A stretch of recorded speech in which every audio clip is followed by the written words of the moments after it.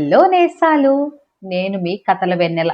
ఈ స్టోరీ మా నాన్న నాకు చెప్పిన రియల్ స్టోరీ. నిజంగా జరిగిన ఒక కథ. ఒక ఊర్లో ఒక భార్యాభర్తలు ఉంటారు. వాళ్ళకి చాలా కాలంగా పిల్లలుండరు. చాలా ఏళ్ల తర్వాత ఒక కొడుకు పుడతాడు.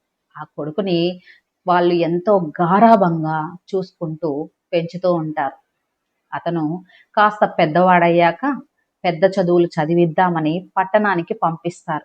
అంటే ఇది కొంచెం పాతకాలం స్టోరీ అన్నమాట. అప్పుడు అంటే ఇప్పట్లాగా ఇన్ని వెసులుబాట్లు లేవన్నమాట. అందువల్ల పట్టణానికి పంపించినప్పుడు తన తండ్రి బిడ్డ చదువుతూ ఉంటాడు. వారం వారం ఇంటికి రాలేడు. ఇంటి భోజనాన్ని మిస్ అవుతూ ఉంటాడని వారానికి ఒకసారి వాళ్ళ అమ్మ రకరకాల పిండి వంటలు అన్నీ వండి క్యారేజ్ కట్టి వాళ్ళ నాన్న దగ్గర నుంచి పంపిస్తూ ఉంటుంది.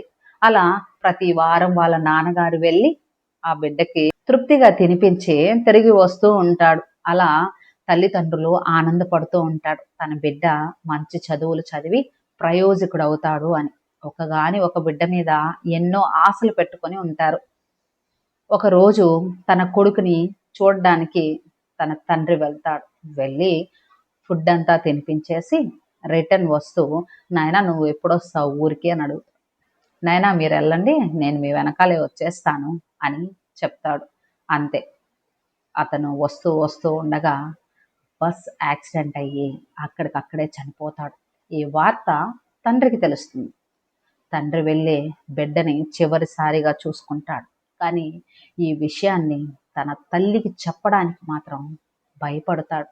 ఎందుకంటే ఈ వార్త విన్న తల్లి లేక లేక పుట్టిన ఈ బిడ్డ ఇలా చనిపోయాడని తెలిస్తే ఆ తల్లి గుండె పగిలిపోతుందన్న భయంతో తన భార్యకి చెప్పకుండా తన బిడ్డని లాస్ట్ కడసారిగా చూసుకొని తన్ని ఒక దగ్గర సమాధి చేసేస్తాడు.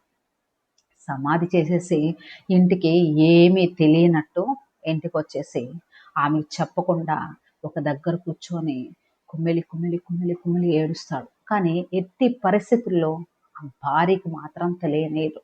ఆమె అడుగుతూ ఉంటుంది, ఏందయ్యా నువ్వా ఈ మధ్య చాలా డల్గా ఉంటున్నావు, మొహంలో కళ లేదు, ఎందుకు అలా మౌనంగా ఉంటున్నావు అంటే, ఏం లేదులే కొంచెం బాగుండట్లేదు ఒంట్లో అని చెప్పి చెప్తా కవర్ చేస్తా ఉంటాడు.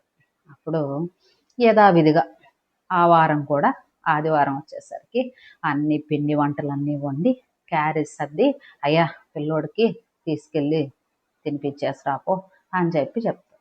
ఇంకేం చేస్తాడు, బిడ్డ చనిపోయాడు అన్న విషయాన్ని తన భార్యతో చెప్పలేడు. కాబట్టి ఆ క్యారేజ్ తీసుకొని నేరుగా తన బిడ్డని పూడ్చిపెట్టిన దగ్గరికి వెళ్ళి క్యారేజ్లో వాళ్ళ తల్లి ఏమేం పెట్టిందో అన్నీ తీసి ఓపెన్ చేసి అక్కడ కూర్చొని ఏడుస్తాడు. ఒరే నాయనా నువ్వు చచ్చిపోయావన్న విషయాన్ని నేను మీ అమ్మకి చెప్పలేను. మీ అమ్మేమో నువ్వు ఇంకా బతికే ఉన్నావు అని చెప్పి నీ కోసం ఇన్ని పిండి వంటలు చేసి పంపించింది. చూడరా నాయన అని చెప్పి సమాధి దగ్గర కూర్చొని బో అన్న ఏడుస్తా ఉంటాడు.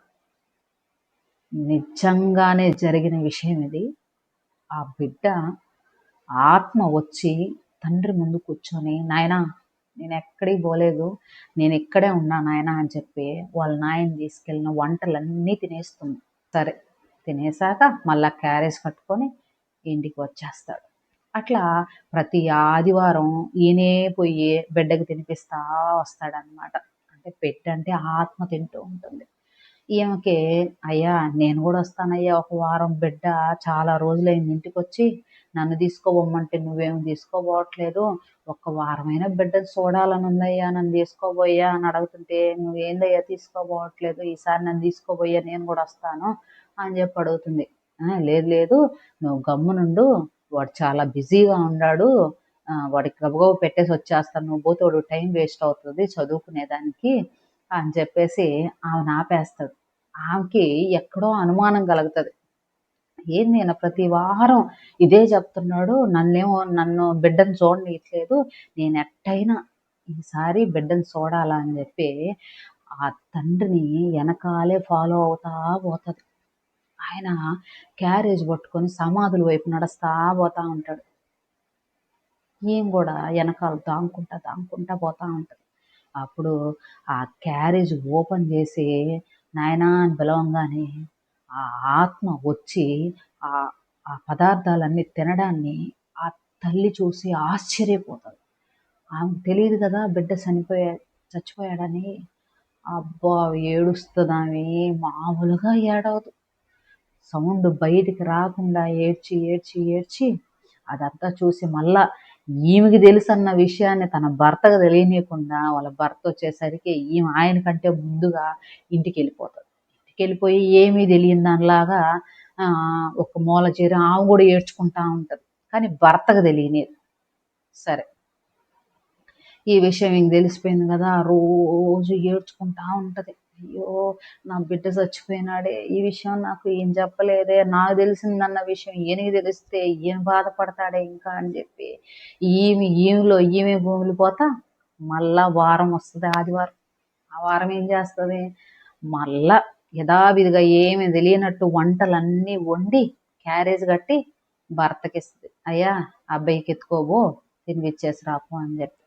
సరే, అప్పుడు ఈయన క్యారేజ్ కట్టుకొని తీసుకెళ్ళి సమాధి దగ్గర పెట్టి నాయనా నాయనా నాయనా అని పిలిస్తే ఎంతసేపు పిలిచినా బయట వచ్చి తినదు ఆత్మ. ఏమైంది అనేది అర్థం కాదు ఆయనకి. చాలాసేపటికి పిలవంగా పిలవంగా పిలవంగా ఒక గంట తాలి వస్తాడు. ఏంది నాయనా, ఏమి ఇంతసేపు అయిందని, ఏంది ఇట్లా తడిసిపోయిండావు, ఏంది ఇంతసేపు లేట్ అయింది అని బిడ్డని అదే ఆత్మని అడుగుతాడు. ఆత్మ చెప్తుంది, నాయనా నేను చచ్చిపోయింది అమ్మకి తెలిసిపోయింది నాయనా. అమ్మ ఏడ్చి ఏడ్చి ఏడ్చి ఆ కన్నీళ్ళల్లో తడిసి మొద్దయిపోయాను నాయన. ఆ కన్నీళ్ళు ఈదుకుంటూ వచ్చేసరికి నాకెంత సమయం పట్టింది. ఇంకా వచ్చే వారం నేను వస్తానో రాలేనో తెలియదు నాయన. అమ్మ కన్నీళ్ళల్లో కొట్టుకోబోతున్నాను నాయన నేను అని చెప్పి వాళ్ళ నాయనతో చెప్తాడు. ఆ రోజు కూడా వెనకాలే తండ్రిని ఫాలో అవుతా మళ్ళా తల్లి కూడా వస్తుంది అనమాట. అక్కడి నుంచి ఆ కొడుకు ఆత్మ చెప్తున్న మాటలు తల్లి విని ఇంకా నేరుగా వచ్చేస్తుంది కొడుకు ఆత్మకాడికి.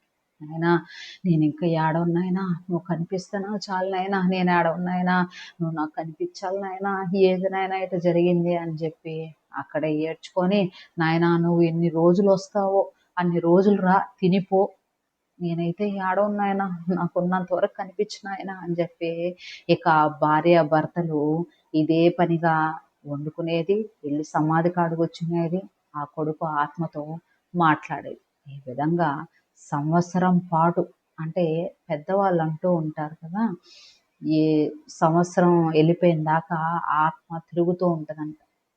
ఇవన్నీ మనకు తెలిసినాయి కాదు, మా నాన్నగారు నాకు చెప్పింది అనమాట. అట్లా ఉంటూ ఉంటూ ఆత్మ కూడా పైకి వెళ్ళిపోతుంది. ఈ తల్లిదండ్రులు మన కర్మ ఇంతే కదా అని చెప్పి నిర్ణయించు.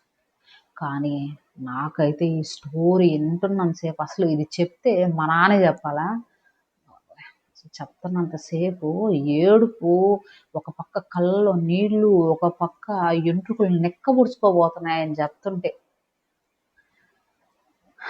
ఇలాంటివి చాలా ఉన్నాయి మా నాన్న దగ్గర.